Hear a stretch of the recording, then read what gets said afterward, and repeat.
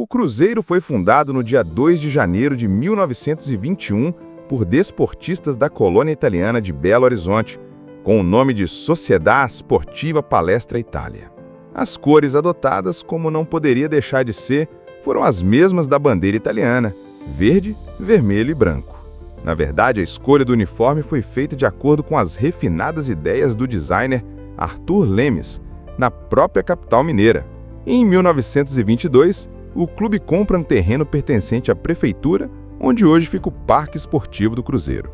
Em 23 de setembro de 1923, inaugura seu estádio, no Barro Preto, construído por jogadores e associados à maioria da colônia italiana de Belo Horizonte, composta em grande parte por operários de construção civil. Além de se caracterizar uma equipe de descendentes de italianos, o Palestra também destacava-se por possuir elementos da classe trabalhadora da cidade. No corpo social do Palestra prevaleciam homens da profissão de pedreiros, policiais, pintores, comerciários, marceneiros, médicos, escritores, políticos e industriários, e empresários que eram os filhos dos imigrantes que vieram construir a capital do estado de Minas Gerais, Belo Horizonte, em 1894, e que herdaram de seus pais as mesmas profissões. O primeiro uniforme do clube foi composto por camisa verde, calção branco e meias vermelhas.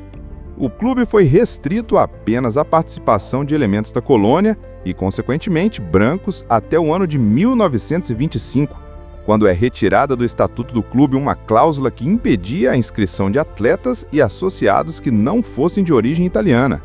Isso abre as portas para colaboradores de qualquer origem.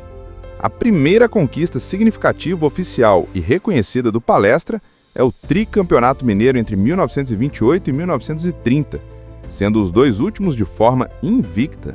O crescimento do time na cidade força as outras grandes equipes da época a se organizarem e, em 1933, criam a primeira liga profissional do estado, a Associação Mineira de Esportes. Mudança de nome. Em 1936, alguns dirigentes e ex-atletas lideraram um movimento de nacionalização do Palestra, que levou o nome de Ala Renovadora.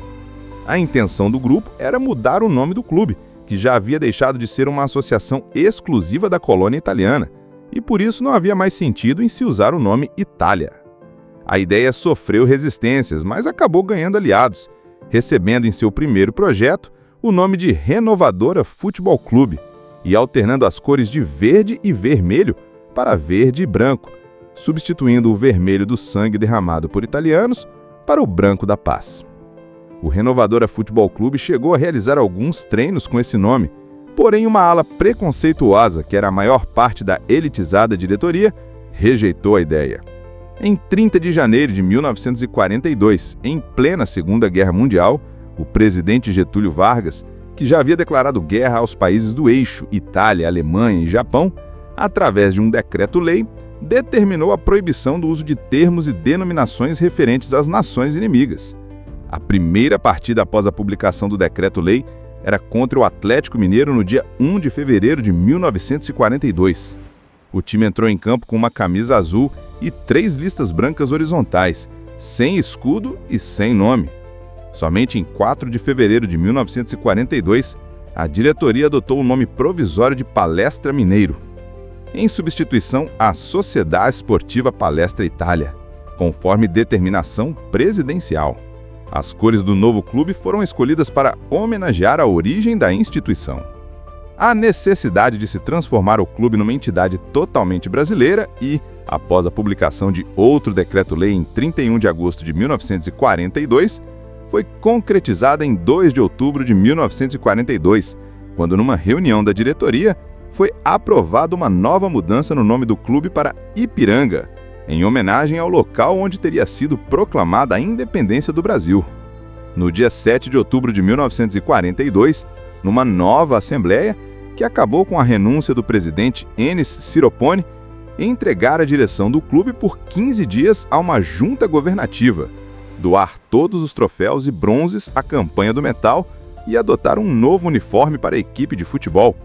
E foi aprovado o nome do clube que permanece até hoje, Cruzeiro Esporte Clube, uma homenagem ao símbolo maior da pátria, a constelação do Cruzeiro do Sul, e que foi sugerida pelo ex-presidente do clube, Oswaldo Pinto Coelho, o time ainda utilizaria o nome Palestra, provisoriamente, durante todo o final de 1942, pois a burocracia da Federação de Futebol só aprovou os novos estatutos no início de 1943. Anos 1950 e 1960. Em seus primeiros anos de vida, o Cruzeiro conquistou o tricampeonato mineiro de 1943 a 1945 e reformou o seu estádio, que passou a se chamar Estádio Juscelino Kubitschek, em homenagem ao então governador do estado. Com a inauguração do Mineirão em 1965, o futebol mineiro rompe sua característica provincial, com a inclusão de Minas Gerais nas competições nacionais. O primeiro clássico de comemoração entre Atlético Mineiro e Cruzeiro no estádio do Mineirão foi pela final do Mineiro de 1965. Este foi o primeiro clássico disputado no Mineirão e o primeiro depois da pancadaria no Independência. O jogo foi tenso desde o princípio, com muitas jogadas violentas. O Cruzeiro dominava a partida e vencia por 1-0, quando Décio Teixeira cometeu pênalti em Wilson Almeida, que entrava na área para marcar o segundo gol aos 34 minutos do segundo tempo. O Atlético Mineiro protestou, alegando que a falta havia sido cometida sobre a risca da grande área, esquecendo que a linha faz parte da mesma. Alguns jogadores do Atlético Mineiro agrediram o árbitro e entraram em atrito com policiais. Foram 30 minutos de paralisação e o árbitro relatou na súmula a expulsão de 9 jogadores. O Atlético abandonou o estádio antes do encerramento da partida. Assim, após o término, Tostão, ironicamente, lamentou que o jogo não tivesse sido reiniciado, pois seria o início de uma grande goleada. O Cruzeiro ficou com o título mineiro daquele ano, abrindo a era Mineirão. Após 22 partidas pelo Campeonato Mineiro de 1965 e 6 pela Taça Brasil de 1966, em 30 de novembro de 1966, o Cruzeiro começava a escrever contra o Santos uma das páginas mais importantes de sua história, seu primeiro título nacional. Entre os anos de 1970 e 2018, o Cruzeiro viveu a fase mais vitoriosa de sua história se tratando de títulos de expressão, conquistando em 1976 o seu primeiro título internacional da Copa Libertadores da América, em cima do River Plate da Argentina, tornando-se o primeiro clube brasileiro a conquistar a Taça Continental depois do Santos de Pelé. O Cruzeiro ganhara o título de 1997 em cima do time peruano do Sporting Cristal. O único gol das duas partidas foi marcado pelo atacante Elivelton, na partida de volta em Belo Horizonte, que contou com um público de mais de 106 mil pessoas no Mineirão. Ainda na década de 1990, o Cruzeiro foi campeão da Copa do Brasil, vencendo na final o Grêmio. Com o título, o clube classificou-se automaticamente para a Taça Libertadores da América de 1994. Em 1996, o Cruzeiro voltaria a vencer a taça, e dessa vez em cima do Palmeiras. No jogo de ida, em Belo Horizonte, as duas equipes empataram em 1-1. No jogo de volta, em São Paulo, no antigo Palestra Itália, o Cruzeiro venceu a partida por 2-1, levantando seu segundo título da competição. No ano de 2000, o Cruzeiro voltaria a erguer a taça novamente, e dessa vez contra o São Paulo. O primeiro jogo foi na cidade de São Paulo, no Morumbi. As duas equipes empataram em 0-0. No jogo de volta, em Belo Horizonte, no estádio Mineirão, o Cruzeiro arrancou a vitória sobre o tricolor por 2-1, conquistando seu terceiro título da competição. Em 2003, o Cruzeiro voltaria a vencer a Copa do Brasil, porém dessa vez com a inédita Tríplice Coroa. Sob o comando do técnico Vanderlei Luxemburgo, o Cruzeiro seria o primeiro clube brasileiro a conquistar este feito, vencendo no mesmo ano o Campeonato Mineiro, a Copa do Brasil e o Campeonato Brasileiro. A Copa do Brasil foi vencida em cima do Flamengo com um gol antológico de calcanhar do craque Alex em pleno Maracanã. No Campeonato Brasileiro, o Cruzeiro desfilava um dos melhores futebols já visto, batendo recordes que até hoje são lembrados e considerado um dos melhores times da história. No Campeonato Mineiro, o Cruzeiro venceu a URT por 4-0, garantindo o título antecipado da competição estadual. Em 2009, o Cruzeiro foi condecorado como o melhor clube do século XX, outorgada pela IFFHS, que abrange o período de 1º de janeiro de 1901 a 31 de dezembro de 2000. Depois de se consolidar como o maior clube de Minas Gerais, o Cruzeiro passou longos 10 anos sem conquistar um título de expressão. quando em 2013 o clube voltaria a ganhar mais um título do Campeonato Brasileiro. Depois de montar um time com jogadores quase em fim de carreira, mas com passagens vitoriosas por outros clubes como Dagoberto, Borges, Tinga e o grande ídolo Fábio, o Cruzeiro encaixou o time com jogadores experientes, jogadores da base e outros que buscavam seu lugar sob o sol, como Everton Ribeiro, Ricardo Golac, Egídio e William, entre outros. Com isso, o Cruzeiro erguia o seu terceiro título do Brasileiro. De 2013 para 2014, o Cruzeiro buscou manter o mesmo time e, ainda adicionando outros jogadores, foi mais uma vez o campeão brasileiro, conquistando 2 títulos da competição por 2 anos seguidos. Em 2017, o Cruzeiro não foi muito bem no Campeonato Brasileiro, porém, concentrou toda a sua força na Copa do Brasil, na qual conquistaria o pentacampeonato em cima do Flamengo. Após empatar o jogo de ida no Mineirão, o Cruzeiro também empatou o jogo da volta no Maracanã, por 0-0. Com os 2 resultados iguais, a partida foi para a disputa de pênaltis. O Cruzeiro levou a melhor sobre o Flamengo, vencendo por 5-3 e erguendo a taça mais uma vez. No ano seguinte, em 2018, o Cruzeiro voltaria a conquistar o título em cima do Corinthians. A primeira partida aconteceu no Mineirão. O Cruzeiro venceu o jogo por 1-0. No jogo da volta, na Arena Corinthians, o Cruzeiro voltou a vencer por 2-1, conquistando o hexacampeonato. Com a conquista, o Cruzeiro se tornou o maior campeão da competição. Já em 2019, com a mesma base do time que foi campeão da Copa do Brasil no ano anterior, começaram a surgir os problemas da então gestão do clube, que investiu muito em anos anteriores, conquistou títulos, mas não honrou com seus compromissos. Aí logo estourou a bomba. Salários atrasados, direitos de imagem que já não era pago por muito tempo. Quem aí não se lembra daquele emblemático áudio do jogador Thiago Neves, cobrando o então presidente do clube na época, Zezé Perrella? Depois disso, foi só ladeira abaixo. Jogadores fazendo corpo mole nos jogos, pênaltis perdidos de propósito. E para ajudar, na época, o Fantástico da Rede Globo exibiu uma matéria mostrando documentos e áudios dos problemas que vinham acontecendo dentro do clube.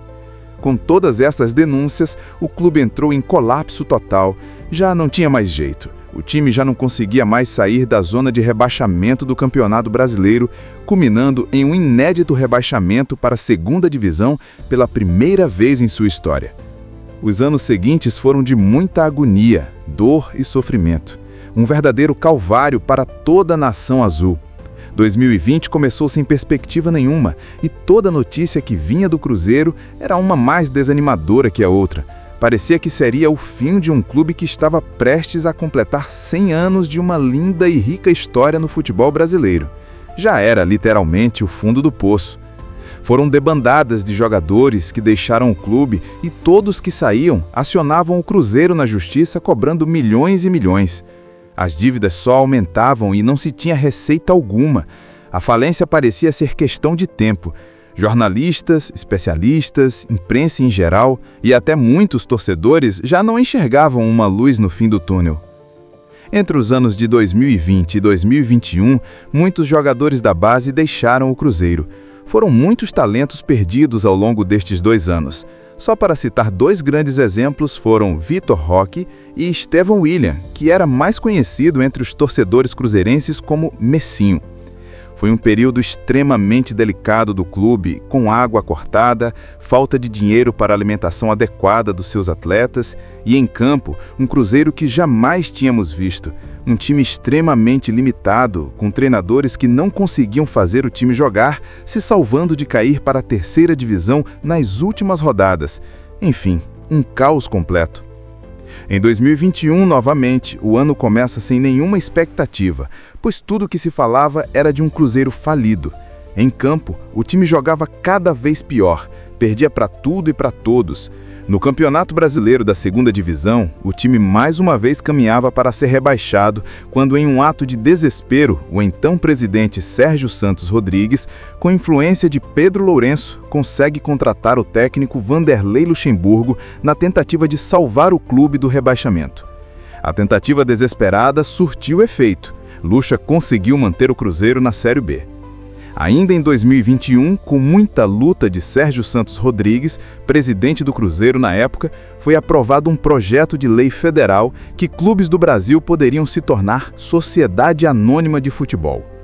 Com a aprovação da lei, Sérgio Rodrigues começou a correr atrás de aprovação junto do Conselho Deliberativo do clube para tornar o Cruzeiro uma empresa, ou seja, uma SAF.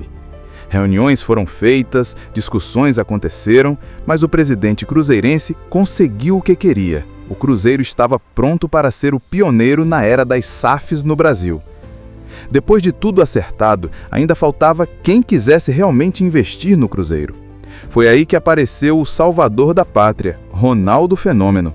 Logo, o torcedor cabuloso se encheu de orgulho e imaginava que Ronaldo ia arrumar grandes empresários e logo ia injetar muita grana no clube, o que não aconteceu. E o torcedor começou a desconfiar. Porém, o buraco era mais embaixo. Ronaldo veio com a política de gastar pouco, pois as dívidas eram gigantescas e os primeiros compromissos eram tirar o transfer ban imposto pela FIFA e pagar os salários dos atletas em dia. Daí para frente, começava uma nova era no Cruzeiro. Uma equipe foi formada para traçar o melhor planejamento, visando uma forma de fazer o famoso dever de casa. Ronaldo, juntamente com sua equipe, decidiram por não ficar com alguns atletas que deixaram o clube, sob protesto dos torcedores, como foi o caso de um dos nossos maiores ídolos, o goleiro Fábio. Vanderlei Luxemburgo também foi dispensado. Iniciava aí uma busca por um novo técnico e novos jogadores. Naquele momento, o Cruzeiro buscou o técnico Paulo Pezzolano, que chegou com muita gana de vencer e fazer o melhor.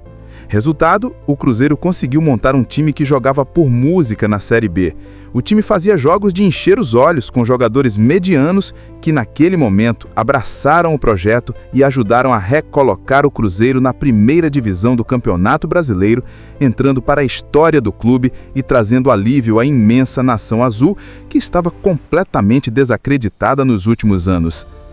Em 2024, após fortes protestos por parte de alguns torcedores do Cruzeiro direcionados a Ronaldo por não investir no elenco como se imaginava, Ronaldo resolveu vender o Cruzeiro. O primeiro comprador procurado foi Pedro Lourenço, mais conhecido como Pedrinho BH, dono da rede de supermercados BH e torcedor mais que apaixonado pelo Cruzeiro. Pedrinho aceitou comprar o cabuloso e passou a investir no clube do jeito que o torcedor cruzeirense sonhava em ver. Hoje, o clube já começa a colher os frutos destes investimentos. Nesta altura do campeonato, o Cruzeiro está na vice-liderança do Brasileirão, com 1 ponto atrás do Flamengo e 1 ponto à frente do Palmeiras. Na Copa do Brasil, o Cruzeiro está na semifinal da competição, tendo vencido os 2 jogos das quartas de final contra o seu maior rival, o Atlético Mineiro, pelo placar de 2-0. Do palestra ao Cruzeiro, da dor à glória, do calvário à esperança. O Cruzeiro Esporte Clube é eterno, imortal e gigante, carregado pela força da sua torcida apaixonada. E você, torcedor celeste, faz parte dessa história. Então já se inscreve aqui no canal, deixa o like, comenta a sua lembrança marcante com a Raposa e compartilha este vídeo com outros cruzeirenses. Vamos juntos fortalecer ainda mais a Nação Azul. De 1921 a 2025, mais de 100 anos de muita história, paixão, glórias e superação. O Cruzeiro já foi campeão de tudo, já revelou craques que encantaram o mundo, já tocou o céu e já visitou o inferno.